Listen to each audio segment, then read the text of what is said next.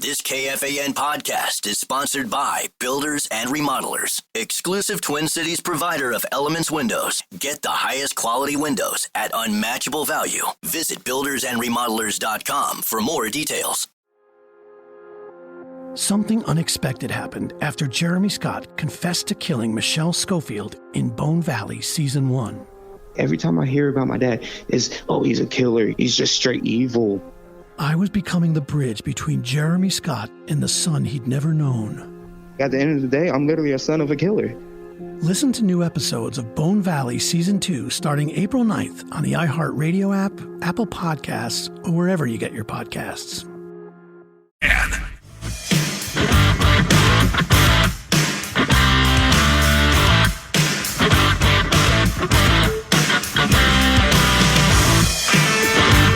Sounds like a heck of a concert. I might want to show up with some friends. Couple 13, 14 pastime common. He's 10 to me. The legendary Mark Rosen joins us now. Good afternoon.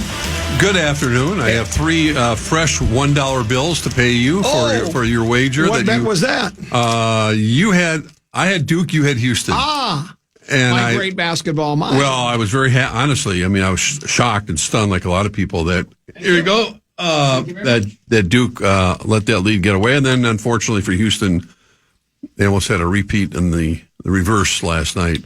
Well, not quite as diabolical as Duke lost that game, but they lost the way they usually win with defense. It was the Clayton kid made just a spectacular play. Looked like they were going to, the kid was going to try to shoot a three, and Clayton closed on him quick. The kid kind of panicked. He dropped the ball, and then if he was either going to call for a double dribble or a travel, so he had to just let the ball and hope one of his teammates grab it. Yeah. And he even tried to block out one of the one of the Flo Rida players, but wasn't able to do it. And the semifinal game was how they came back to win, because they were down and Duke was the last 10 minutes.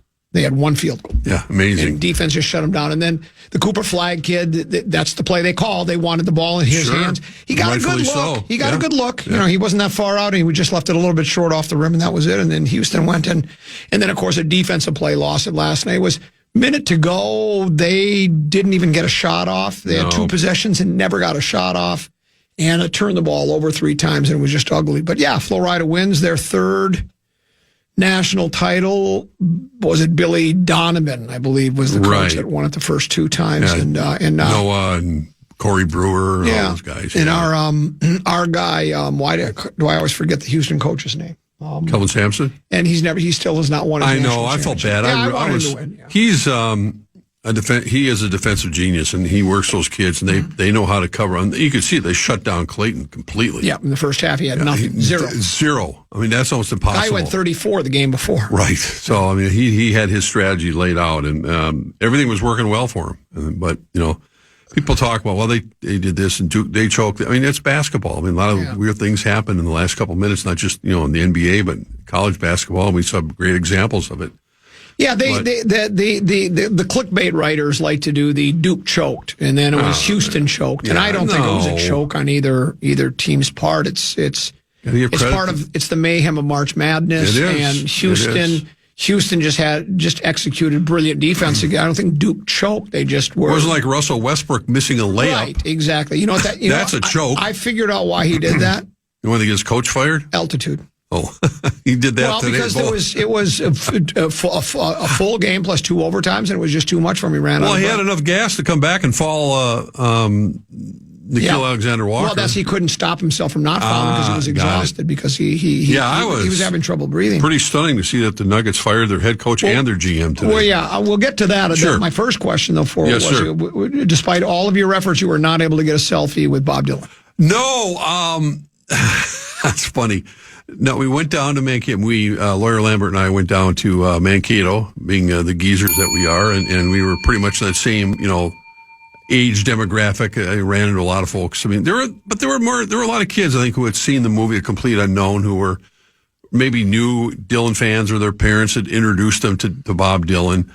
And we had dinner downtown. We parked in, a block away from the Civic Center, and it was time to go over to the theater. It started at 8:00, and they wanted to take a look at your tickets, and then you have to take your cell phones. The only time that's happened to me, I think recently, when Dave Chappelle performed, he doesn't want people recording his concert, so they give you one of those little locked, kind of a bag, locked box that you put it in, and then and it's honestly it's kind of refreshing not to have to worry about looking at your phone for a concert or for a couple of hours. It's like, how often does that happen in our daily lives? To go, I'm addicted. I look at my phone 2 hours, constantly. Without. Don't you? I constantly. I do too much. It's with me all the time. Yeah, I check all the time. I'm a news junkie, a news sports junkie as far as stories. And I've never. It seems like all my free time is busy. It was at the hockey rink basically where they held it. We had decent seats, and but I'm at the point we were on the floor, and as soon as the band came out, they didn't have a warm up group or anything. Of course, everybody in front stood up. I went, "You've got to be kidding!" And they stood the entire time? No. They sat eventually. Well, there's enough old people there. They stand up. You know what? I think I'm going to sit back. Yeah, that's enough. But I had I'm on a folding chair, basically. I was on the aisle, so I was able to slide out a little bit, so I had a pretty good view. And Dylan really never left the piano. I mean, he played the piano, played the harmonica beautifully, and his voice was very common-like in terms of Dylan. I just, my review was simply, and I turned to Jeff like halfway through it, and I said, I know I'm not the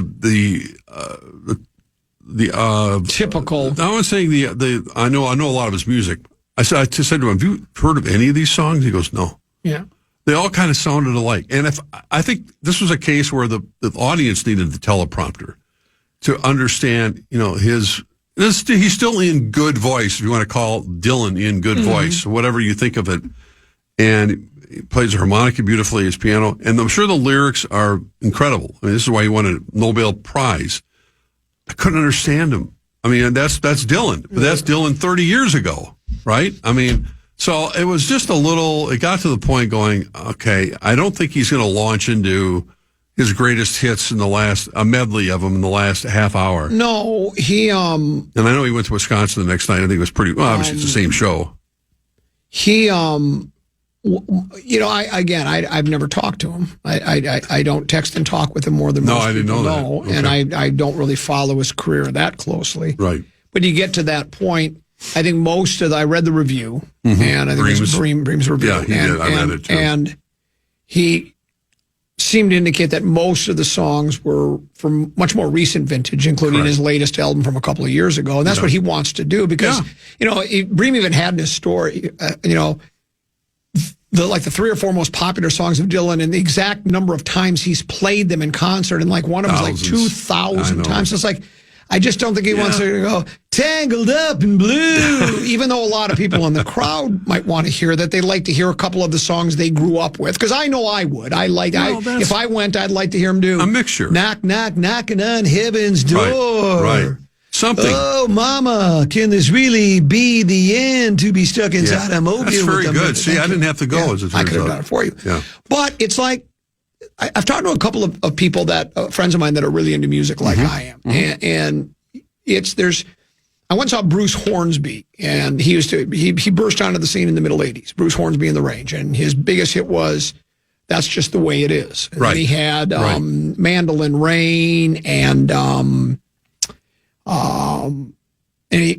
Every Little Kiss. He had Valley Road. He had a lot of big radio hits that I played, right? So I saw him about 5 years ago at the zoo, when the zoo was still doing their music at the zoo. Oh, the music at the zoo with the late what was her name that did it? Susan, who did all the shows there. Anyways, Sue McLean did all the shows there, and Hornsby has now moved on to he's more into bluegrass and such like that. He played with the Grateful Dead. He went on tour with them for a while and played in their band. But he that's what he wants to do. But he knows people are there to hear the hits. Right. But what he was doing is he would do different arrangements to them. So I'm watching this. I'm listening to the song, and it took like 2 minutes to get into the song before I go, oh, he's playing Mandolin Rain. I had no idea what he was doing because he was doing it different. I think, they do it out of boredom. B, when I said to my friend, I go, I wanted to hear, don't you think everybody wanted to hear the songs the way they were originally on the radio? And he said, yeah, but he brought up a good point. He said, if you're a huge fan of Bruce Hornsby, or whoever it may be, you like when they change it up a little bit, especially if you're one of those guys you've been to 8, 9, 10, 12 concerts. You kind of like the change in it. So my guess is there were many Dylan fans there that liked hearing the new stuff. But I'm with you. I'd want to get a taste of some of the, like a Rolling Stone and a few of those. Well, especially coming off the success of the movie, and I think he's such an anti-establishment. I mean, he didn't even show up for his own Nobel Prize awards ceremony. Correct.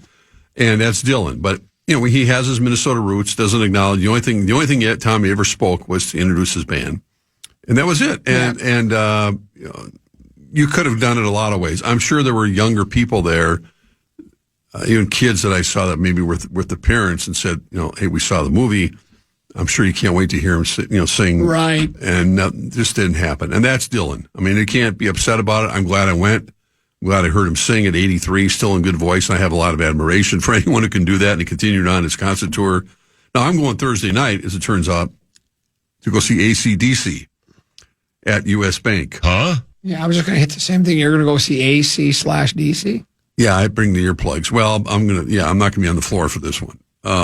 Karen's got tickets for that. Oh, is she an AC/DC? She likes them, but what I'm saying is the difference is, we know Angus Young's not. I think it's their first stop. Angus Young is getting old. He's getting old, but they're going to play Thunderstruck. They're going to play Hell's Bells. They're going to play Back in Black. I mean, they're going to play their hits, right? Yeah. So I wouldn't go see AC/DC if they were in my backyard. I would call the police and say, I have an extra ticket. There's some weird band in my backyard and they're really loud. Are you kidding? Seriously, because we have an extra ticket to give you right in the front row. Not on the floor, but no, I honestly, I said bring my earplugs. It's weird because it's one of those bands where I like the songs you just mentioned, but I don't know if I'd want to go to a concert and it's just screaming. Yeah. Back in Black! Yeah. That's good. Well, here's what I'll tell you. I'm not saying that I'm going to see a old. I'm not saying that I don't. I'll pull the. You don't have to like AC/DC, but you have to respect them, and I do. I know what they've meant to metal music and to rock and roll. They're a legendary outfit. I just got enough of it hanging around with Rosen or with Morris. I would go. I would take baby brother Peter during Peter's sophomore and junior year. Maybe it was junior senior. I would take him down to Morris's gym. Right, we'd go twice a week, and he'd always have. Superstar was his gym. He was working out of his garage. You're 4 blocks away, and you can hear the music playing.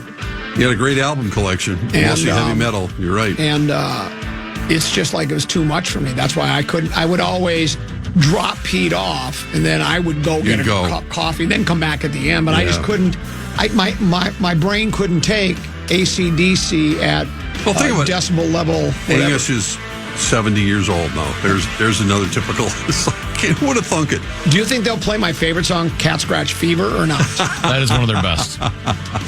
Do you like Cat Scratch Fever? I love Cat Scratch Fever. I do too. Yeah. We'll take a break, come back. We'll talk about the change in Denver. They've dumped their coach and their GM. The Twins continue their losing ways. And other topics to get to with the legendary Mark Rosen next year on The Fan. Something unexpected happened after Jeremy Scott confessed to killing Michelle Schofield in Bone Valley Season 1. I just knew him as a kid. Long, silent voices from his past came forward. And he was just staring at me. And they had secrets of their own to share. Gilbert King. I'm the son of Jeremy Lynn Scott. I was no longer just telling the story. I was part of it. Every time I hear about my dad, he's a killer. He's just straight evil. I was becoming the bridge between a killer and the son he'd never known.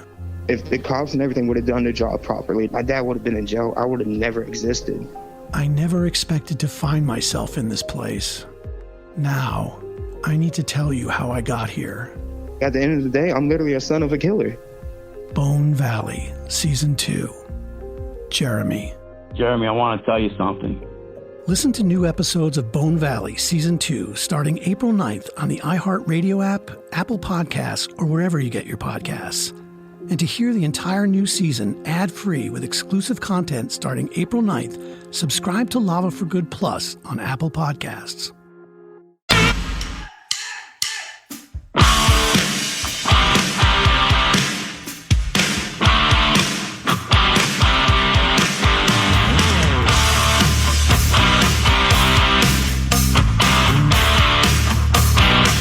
Couple 13-14 pass-on comedies tend to be the legendary Mark Rosen here. Mike Malone, and I don't know the general manager's name. Calvin Booth. Was fired from the Denver Broncos or Denver Nuggets. Your thoughts? Well, it's shocking because, on face value, because we're coming down the last few games of the regular season, and Denver's still in a position. They won the title a couple of years ago, even though they've been flailing since the All-Star break, really. To potentially make a run. They've had some injuries. Jamal Murray's been out with a bunch of games with a hamstring, but they still got the Joker.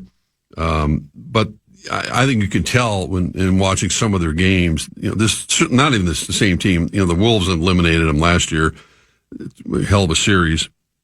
But I think the handwriting was on the wall about the way they've done their business. They really haven't reinforced the team that won the championship a couple of years ago, going with some younger players, and Joker's been frustrated. But still, the timing. Memphis fired their coach too. These are two teams that are ensconced in the Western Conference playoffs already, for the most part. Although, I don't think it's impossible for Denver to fall out of it. They're 47-32, and there's not a lot of wiggle room, as we know, the way all those teams are bunched up between third and fourth and seventh. So they've had their issues of late. They've lost 4 straight. They could fall into the play-in game, and it doesn't seem like they're going to go very far. So whatever was going on, they called Michael Malone into the office today, and Adelman's the new coach, Rick Adelman's son, and I think of Ryan Saunders on that staff. Flip's son is on the Denver Nuggets staff as well. So it's shocking to them. I'm sure they're stunned. Yeah, Tim Connolly led. He was the GM that left to come here, and Booth took over, and they won the championship in 2022-23. And you don't get dumber overnight, but I think there's some moves that were made, and their bench is certainly not as good as it was. I think what happened is the owners at Teddy looked up and said, it's that Stan Kroenke guy. He's nuts. God. And my guess is he's going, I've spent a lot of money on this franchise. Yep. We won the championship, then we got dumped by he wants to win, and he sees it all out of control. So he's got to do something.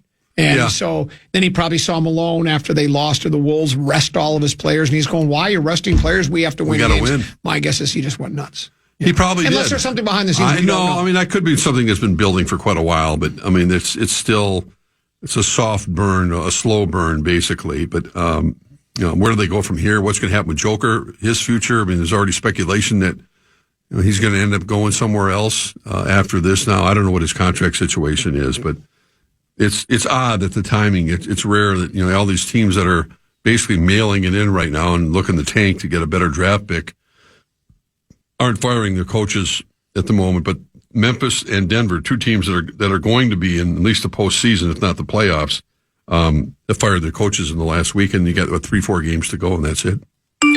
I just have to straighten this out. Mike in Fergus Falls go, AC/DC a metal band? Now that's funny, saying that they're not a heavy metal band.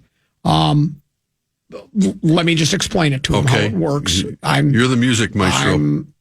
I host Rock Talk. If you go to the Wikipedia page of AC/DC, it says their music has been variously described as hard rock, blues rock, and heavy metal, although the band calls it simply rock and roll.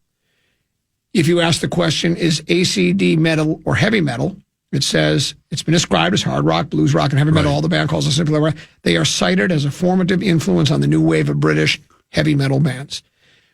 There are lots of different ways to describe people's music. Would the Beatles be considered rock and roll, or are they pop? Or are they a combination of both? They have some blues. So there's a lot of there are bands that touch different genres. AC/DC can be described as heavy metal.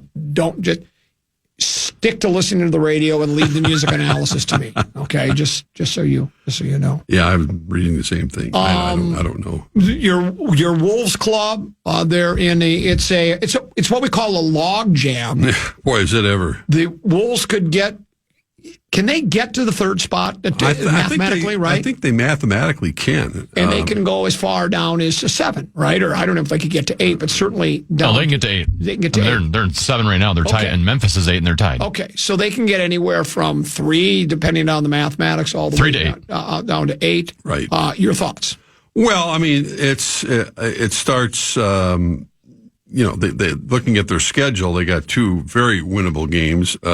No, hang on for 1 second. I want to get because the Wolves play the Bucks tonight. That's one of those games. It's kind of an iffy game. We'll find out if Milwaukee. I mean, they're pretty much of a similar record to the Wolves. They're 44-34. The Wolves are 46-32. Of course, they're not in the same conference, but. Is the Greek Freak going to play? Is he going to play? Do you know? I assume, but I haven't got anything. An update. Can you check with your sources? Well, I don't. They just release the injury list when it's appropriate. But the Wolves are 5-point favorites tonight, so take it for what it is. I mean, it's still here or there. It's there. It's there. So, I mean, it's crazy. It really is in terms of how close all this is and the matchups that potentially will happen. And the Wolves have a couple of winnable games. They have Brooklyn here, I think Utah here in particular. And I'm looking at the standings right now. They have 4. It's Milwaukee. Then who after that? So Memphis. That's next, the big one Thursday night. Yeah, so it's Milwaukee, Memphis, and then the last 2 you mentioned, Utah and Brooklyn. Right. Utah, Brooklyn are wins. And the Wolves and Memphis have identical records, 46-3. Well, actually, they have identical records. But think about it: the Clippers, the Golden State Warriors, the Wolves, and that's Grizzlies. what I was saying. It's a logjam at the top. Yeah. Well, I mean, a logjam in the middle. Yeah. That's what I mean. But Denver is still. That's why they're firing the coach. They're only a half game ahead of the rest of those teams, so they're in 4th right now, 47-32. They fired him because the coach is nuts. Yeah, the owner's nuts. Yeah, they could easily drop to the play-in game as well. Correct. So, lot to be determined. I mean, there's not a lot. The last 2 games of the season are W's. Those are loser-proof games for the Wolves. Oh, that should be. They're loser-proof games. That's 2-0. Tonight, Milwaukee, and then Memphis. Memphis is the Thursday. Because Memphis they're battling for their playoff lives as well. So that should be. I would think that would be a Donnybrook, a Pierce Sixer. And it's not as if a good team that's playing good basketball can't get out of the play-in. It's not like you got to go 4-7 and play on the road all the time. But it's a lot easier when you can get a week off. It's more just embarrassing to have to go to there. Well, plus, I mean, I think we saw the advantage a year ago when any coach, I'd be especially embarrassed. Matter of fact, if I were the Wolves and we got the 7th, I would say forget it. Give it to somebody else. Wave the white flag. Go from 8 down to 11 and just count us out. Yeah. Well, look at your team, the Dallas Mavericks, are in 10th right now. I like that Dallas Mavericks club. I like what they've done there. Well, they could be a little dangerous. I love trading one of the generational talents of all time. Yeah, I read a story today. I don't remember who did it. I don't remember. Was it one of the guys in the fish wrap? I don't know. Let me look real quick. Okay. It was an interesting story. It was about what Dallas did as far as no, it wasn't in the fish wrap. Maybe it was. It may have been a athletic story. Anyways, we were just talking about how it was quoting Mark Cuban. Now, he's a minority owner now in the club, right? And when he was quoted in the story as saying when they called to tell him about the trade, he said, well, he didn't know they were telling him they did it. He thought they were considering it. So when they said, he said, well, don't do it. And they go, well, we already did it. Yep. And what he said was, and this is interesting, he says, because you're from a different part of the world, there are a lot of Serbians and Slovakians playing. Do I have my nationalities correct? I don't even know if those are real nationalities. They are. And he said they just approach not even basketball, but just the way there are different ways people approach how they live their life. Right, and that because he likes to drink beer and doesn't work out. I mean, look at Joker doesn't have a 6-pack either, right? He's not. You don't look at Joker and go, man, he looks like Clark Kent. He's Man of Steel. He doesn't. So that's just the way they approach it. And they're both brilliant players. And so Cuban thinks that ownership there and general manager or whatever just kind of miscalculated what they were. Because, the rap on him was, well, he's lazy, doesn't like to work, he's not in shape, and this, that, and the other thing. It's like, well, that's the way he's always been, and he's been really good. So sometimes I don't think there's what Cuban I think was trying to say is there's not a one size fits all method, especially when you have people of different nationalities from different parts of the world who approach things. No, they have much different upbringings and everything. Yeah, when they won the title a couple of years ago, he's like, I got to stick around for the parade. I want to go back to my horses. Yes, there you go. He didn't want to stick around. We'll take our final break. Mark's favorite. You like this Twins club, I think, and so that's right. I haven't been seeing much of it lately. We'll talk about it next. Common Man program here on the Fan.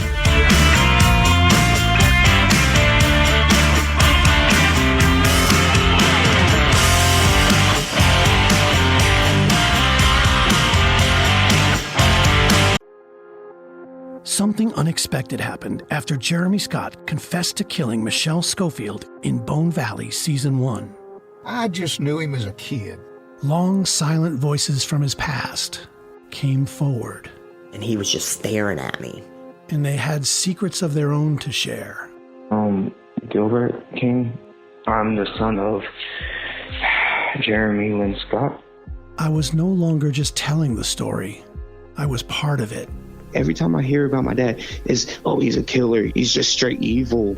I was becoming the bridge between a killer and the son he'd never known. If the cops and everything would have done their job properly, my dad would have been in jail. I would have never existed. I never expected to find myself in this place. Now, I need to tell you how I got here. At the end of the day, I'm literally a son of a killer. Bone Valley, Season 2. Jeremy. Jeremy, I want to tell you something. Listen to new episodes of Bone Valley Season 2 starting April 9th on the iHeartRadio app, Apple Podcasts, or wherever you get your podcasts. And to hear the entire new season ad-free with exclusive content starting April 9th, subscribe to Lava for Good Plus on Apple Podcasts.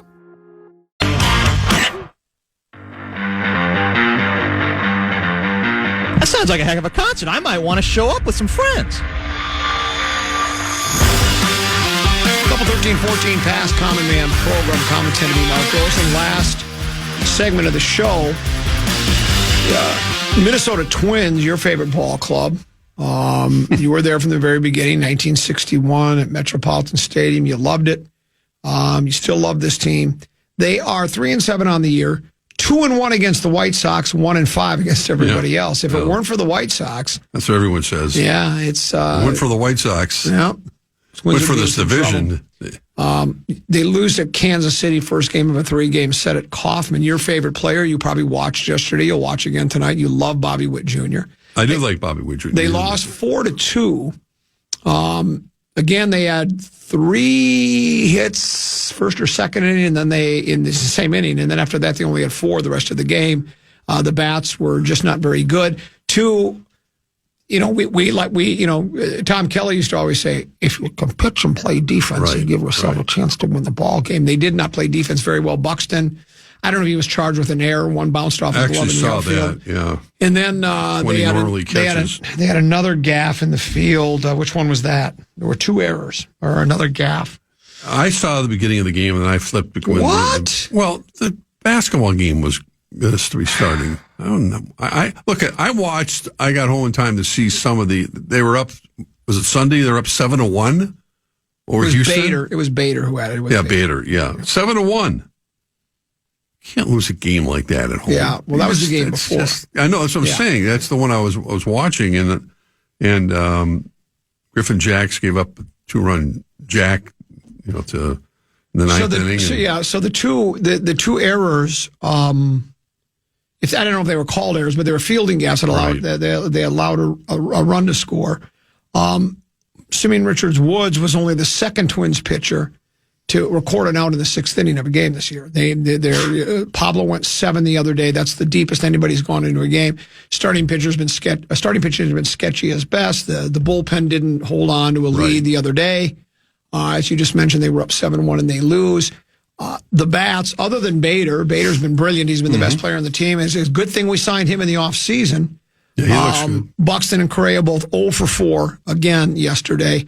You look at the numbers for the Twins Correa statistically. In particular, statistically, I hopped. Hold on, give me a second. I hopped stats. I saw they were hitting pretty well with runners in scoring position, which I found surprising last night when they did see that part of the game. Wallner has the team's highest batting average at 303. Then it plummets to Willie Castro at 235. Buxton hitting 189. Carlos Correa hitting 111. Correa has no home runs. Buxton has one. RBIs. Let's see. RBI. Byron Buxton has. Bader, again, has been Bader and Miranda have sort of been kind of, in Larnach, really have been, I think, the better hitters on the team. Bader has 9. Miranda is driven in 4. Buxton and Castro and Larnach have all driven in 4. Carlos Correa only has 2. And then runs scored again. Buxton is, he's crossed the plate the most of any Twin. He has 7 runs scored. Correa basically has 3. And of course, Lewis is got 0 in all those categories because he's yet to play. And until they get, can they win without him? Yeah, they can, but they need to get him back, I think. And those big 3 have to play like they're getting paid, or I don't know how long Bader, Larnach, and Miranda can carry the club. I don't think those guys. Well, you're going to see, Lopez is pitching tonight. I think because. By the way, just somebody corrected me. Buxton's play was ruled a double, so they didn't get an was error. It? Okay. Yeah. Correa is off. I'm not saying notorious, a slow starter, but he's struggling to say the least. But Baldelli's going to keep putting his name in the lineup card. He save runs on his defense, and he's the guy you're paying the most money to. You got to play him. Yeah, let him play through his slump. But I think there's, as time goes on, and the benefit of being in this division, I don't see anyone running away with it. You may play close to 500. The Detroit club is pretty good, Mark. You like your Tigers team. I'm not a Tigers fan anymore. I know you're not. Perfectly clear. Let's just say this. I think the Tigers are playing the Bronx Bombers right now. Why don't you give a check on that score and see? The Tigers have not 1, not 2, not 3, but I think 4 solo home runs in that game. 5-0. Is that today? Yeah, I think it's today. Yeah, it's quick. They play quick. That probably started at 11 o'clock our time. It's probably noon start. Against the Yankees? Well, yes, Weren't they using those new bats? Aren't they using those torpedo bats? No, Detroit invests money, and they invest time in their scouting department. Today? Skubal. Yeah. The guy is lights out. It was his first win, but 6 innings, 4 hits, 6 strikeouts. He won pitching's Triple Crown last year. Yeah, he's damn good. But that's when you get a shutdown pitcher. They beat him yesterday, too. Yeah. That's saying something. That's what the Tigers do. That's what a real team does. So they're 7-4 right now. And we struggle beating the White Sox. Yes. But you love this club. I love this club. That's why I picked Kansas City to win the division. Does that say I blindly love this club? I'd like to see them win. I like to see them play well. I'm not going to deny that, but I'm not sitting here going with the pom-poms going, go Twins, go. It's like everyone else. It's going to be pretty hard not to be upset with management and not do what they have to do. But my point is, I think there's going to be, by the summertime in particular, we got a long ways to go, but I think there'll be significant, definitely more than a couple of changes in the lineup, pitching staff, because St. Paul's got some really good players. They have the potential to be. No, you're right. You think they'll be. Here's what I heard. Zebby, Matthews, and who's the other guy? The pitcher? Yeah. You're the Twins guy. You're supposed to help me out. Which one is? They have the two. The guy. Festa. David Festa. Right. Festa and Matthews. They've been pitching lights out for AAA. But that's AAA. But then if you look at their numbers when they played with the Twins last year, they weren't very good. So it's a big step. I'm just not. They're not going to wave a magic wand. How deep our farm system is, and I've yet to really see it. And Royce is probably was going to be our next star. Right. No, you're right. And Royce Lewis, even when he's healthy, he didn't have a good last half of the season. He's probably a couple weeks away from playing. I don't see him. If by the All-Star break they're below 500, 6, 8, 10 games out, is Baldelli in trouble? I don't know. He could be. I don't. It's, you almost have to look at it. If management's not going to fortify their offense and their personnel, then why not? They'll end up firing. Is it sad that I think they won't fire him just because they don't want to pay another coach? Yeah, it could be. Well, that could be before they sell the team. But all the pull that pocket protectors, the Twins, actually, even nationally, we're picking the Twins to win it. Our top 3 starters are as good as anything in baseball. There are people that were saying they were saying, well, not the very best, but all 3 together. We don't have a Scooble, but the 3 of our top. You're the one that thinks Joe Ryan's got Cy Young candidate. Well, I think Joe Ryan's. I still think he. And Lopez is rock solid, and everybody's in love with Ober. And we're supposed to have this great. And then everybody told me, we have one of the best bullpens in baseball, if not the best bullpen in baseball. And then we got Correa, Buxton, and Lewis. Why shouldn't we expect more from this? No, you have to. You should expect more from those players that you just laid out there. Yeah, and we're early into it, but it hasn't been a good sign. And this has been a continuation for Correa anyway from spring training, and that you can put a lot of stock in that. But it's not the colder weather. He wasn't hitting in Florida, right, at all. And I don't think it's because he's still been feeling the effects of plantar fasciitis. He's just not hitting the ball with authority, and that you have to have that guy come through for you. Here's the question, the most important question. All right. Were you with Don Shelby watching the championship game last night? Yeah, I spent most of the day with Don. I had he came to my house last night. Oh, he did? Yeah, he came over and so he watched the game with you? So the streak is still... The streak's intact. Okay. I did a podcast with him yesterday on Talk North Sports, and it was phenomenal. It was very fascinating, because as long as I've known Don, we talked, obviously it was basketball-centric, talking about Bird and Magic and how that whole thing started. He had a lot of Larry Bird stories, but more about what basketball's meant to him. But also he pretty much opened a vein and talked quite a bit about, he went on the air drunk one night and almost cost him his livelihood. And he had a hard time.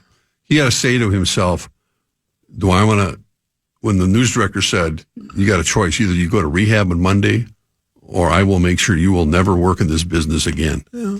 And he said he had to say to himself, I wonder if I could sell shoes. That's how deep. Yeah. And I'll tell you, that's how deep the alcohol driven fuel was to him.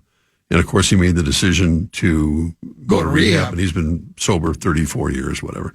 But he also talked about having, he had 2 strokes. I mean, one that he had to teach himself how to talk again. So he was very open about all that. And I had a really enjoyable, hopefully people can catch it on your Spotify, whatever, I don't think it's on iHeart, but I wish it was. It will be soon. But so then we did that, and then he came over last night, and we had a wonderful day and night together, watching the game and hanging out, and just a special friendship. Because I thought that there was a possibility you did, and then the streak would be over, and then Tennessee and our streak would be the longest. Right, correct. Running streak. I always loved that one. And how many Minnesota State High School Boys Hockey Championship? A lot. 19, 20, something like that. Since 19 or 20. And now this week we'll have the continuation of the streak of watching the first round of the Masters together. Yes. That's exactly right. That's been a very long streak. Very long streak, and I know tomorrow they don't ever let you watch the Masters because they make it way too hard. Yeah. They do? No, not now you have to stream it now. Really? I thought forever they've never let the Thursday morning Masters stuff. Yes. Oh, the morning stuff. Yeah. They don't do that. That's true. It should all be. It all should be on ESPN or CBS or whatever. But it's Augusta. Got to watch it at Masters.com. It's Augusta. The patrons have to be. It's very secretive. It's so. But you can't turn away if you're a golf fan. I mean, we all know the golf course. It looks spectacular. The weather looks great all week. Why aren't you a member at Augusta? Come on. Why didn't somebody invite you? Give me a break. You're the legendary one. Oh, please. I knew Wheelock Whitney was a member. John Harris. Why aren't you? For 1,000 reasons. How many people from Minnesota were members of Augusta National? Well, you had Wheelock, and you had... go on, and John Harris. And then there's a couple other names that I don't remember. I don't know them, but they're champions of industry, so there are a handful of Minnesotans there. Yeah, I'd be like Pillsbury or whatever. Well, you're legendary. Come on. I got a chance to be there in 1994 when John Harris was the defending U.S. amateur champ. That's the only time I got a chance to go to Augusta for the practice rounds. And it was... Were you covering as a media member? I was, yeah, because... Did you get into the lottery then? Because they have No. I got credentialed. Yeah, but then they have a lottery if you're a media member. I didn't stick around for the whole tournament. What were you thinking? Because I wasn't questioning. You throw your name into the lottery. I know. And they draw, I don't know what the number is, 10, 20, whatever it is. They draw names. Right. And then if you're lucky enough to get your name drawn, you get to play on the Monday after the Sunday championship round. Yeah, no, I understand that. But, it's like even covering when we've covered. I think Zgoda got to play once. Did he really? Yeah, I think so. You know what it's like when we cover even like big events like the Ryder Cup here at Hazeltine? You don't really go on the golf course. If your you're podcast covering is on iHeart, I'm told. Is it? Oh, Thank you. I appreciate that. I was going to find that out. So check it out with Shelby. It's really good for lots of reasons, especially if you know someone going through what Don went through, either health-wise or dealing with alcohol. Who's your next guest? Have you decided yet? I got a couple things on the iron here, but I'm waiting to see if it come to fruition. I got it's a lot of pressure every week. Let me get Pat Kessler. No. Ahmad Rashad. No. Common Man at some point, yeah, for sure. If I can get him to open a vein, I mean, no money, no funny. Maybe Larry Mondello guy. That would be great. He's already taken a couple of jabs at you. I've ignored him today. Isn't that nice of me? I've actually ignored the cheap. How was he? How was the show the other night? He was brilliant. Was he good? Yeah, he brought sold out crowd. I was at Dylan. Somebody said, wouldn't you have rather been at Flop, Sweat, and Tears than Bob Dylan? I went, well, I'm glad I saw Dylan, but I'm sure it was a roaring success. You would have recognized our material more than you recognized Bob's. I think you're right. I've heard your jokes over and over again. What are you saying? We're repetitive? Yes. What are you saying? We're repetitive? What are you saying? We're repetitive?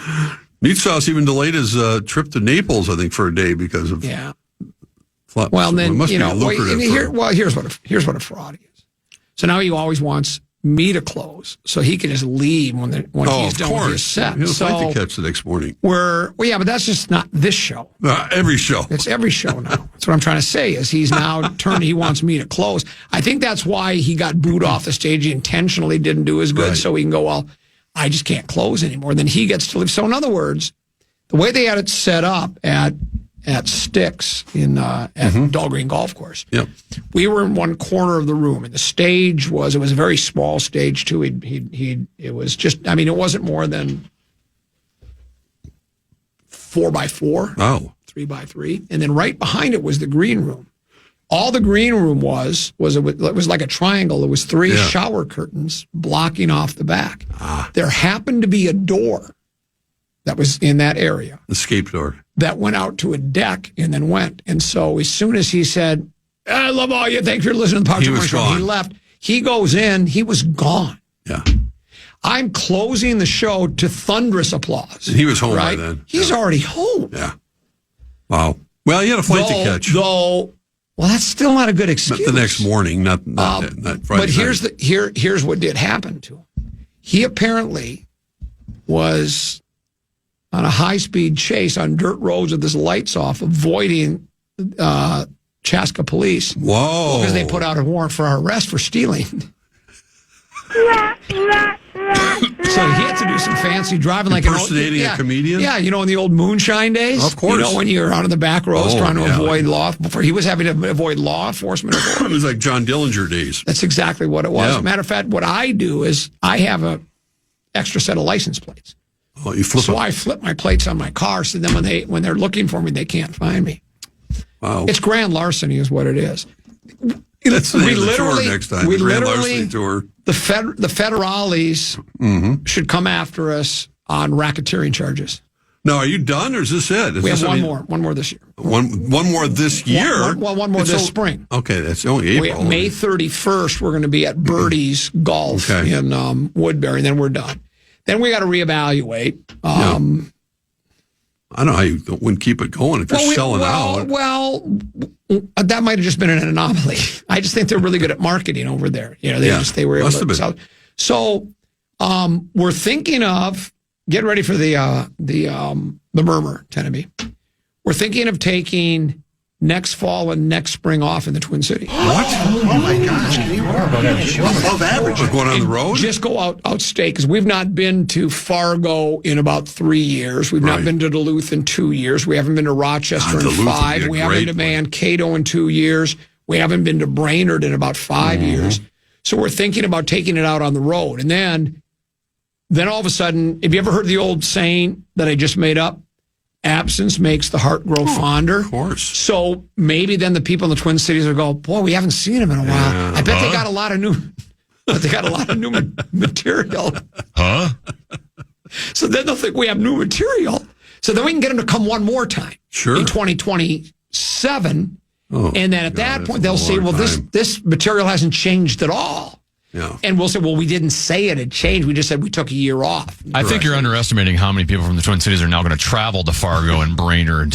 And the tourism you're going to now create in those towns is going to be very Taylor Swift Eras tour like. Charter a bus to see you.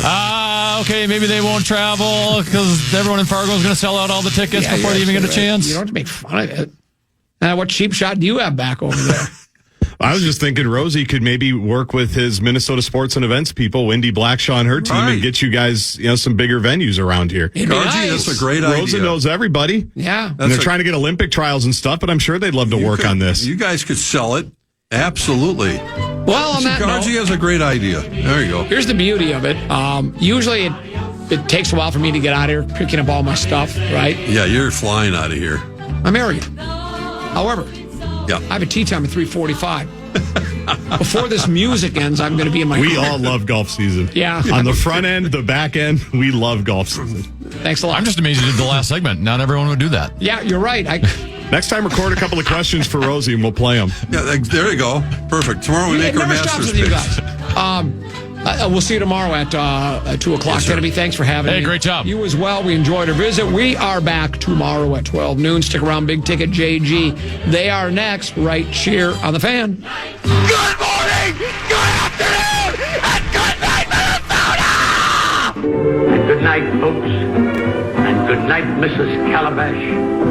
Wherever you are. Timberwolves superfan KFAN Stan Barrero. Listen back to any of Common Man's programs by podcasting on the iHeartRadio app or KFAN.com. Something unexpected happened after Jeremy Scott confessed to killing Michelle Schofield in Bone Valley Season 1. Every time I hear about my dad, it's, he's a killer. He's just straight evil. I was becoming the bridge between Jeremy Scott and the son he'd never known. At the end of the day, I'm literally a son of a killer. Listen to new episodes of Bone Valley Season 2 starting April 9th on the iHeartRadio app, Apple Podcasts, or wherever you get your podcasts.